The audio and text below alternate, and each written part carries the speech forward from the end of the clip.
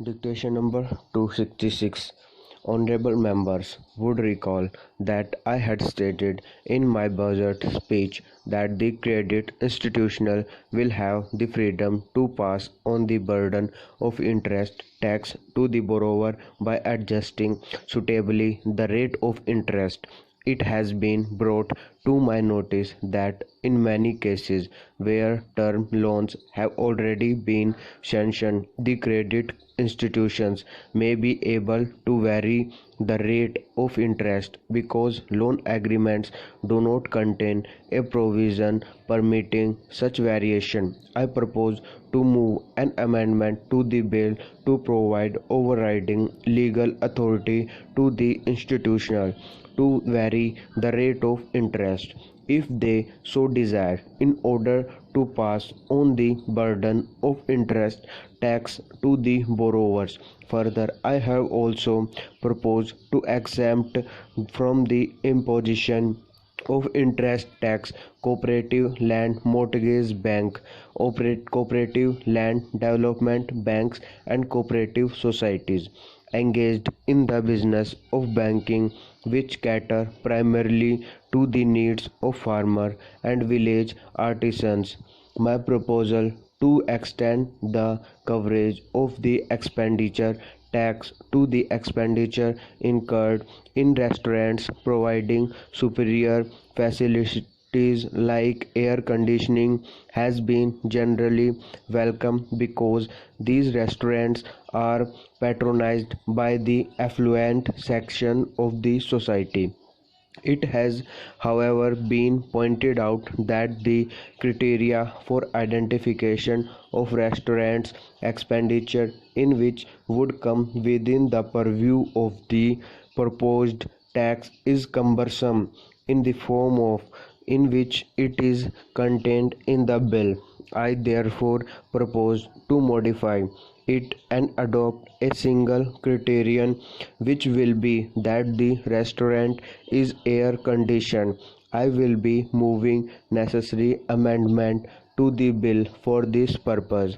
I propose to make some modification to the proposals in the bill relating to deduction of tax as source from certain payments. The requirement to deduct tax from interest on bank deposits will apply only to interest on term deposits other than recurring deposits. Further, cooperative land mortgage bank, cooperative land development banks, primary agricultural credit societies, and primary credit societies will be taken out of the purview of this requirement. We would thus exclude from the ambit of tax deduction at source most of the depositors from rural areas. Further, I am sure that these modifications will ensure that the small taxpayers are not put to any harassment as a result of the proposed requirement of deduction of tax at source from bank interest and withdrawals from the national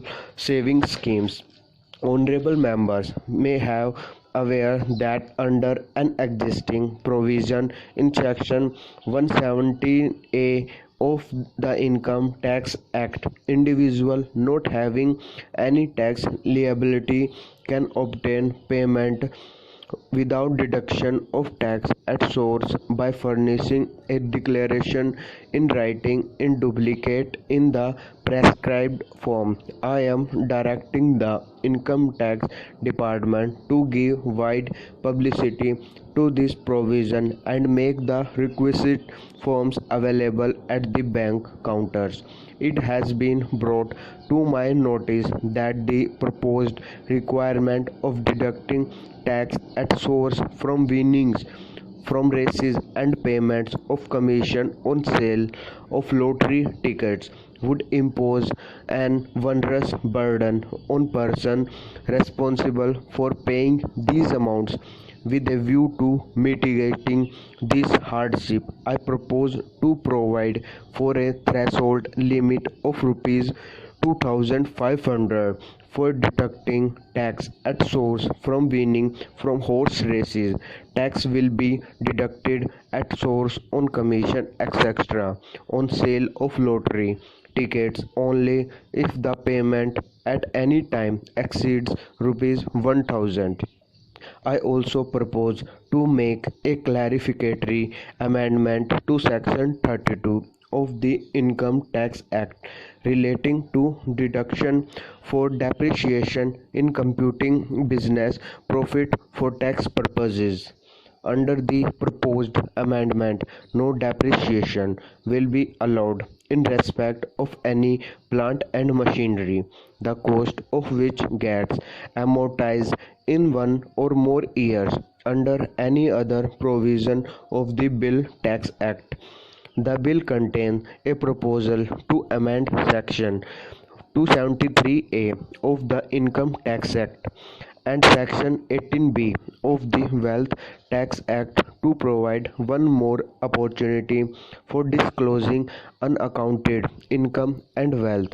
Honorable members would agree that this facility should not be opened ended. I therefore propose to provide that it will be available only up to 31st March 1992.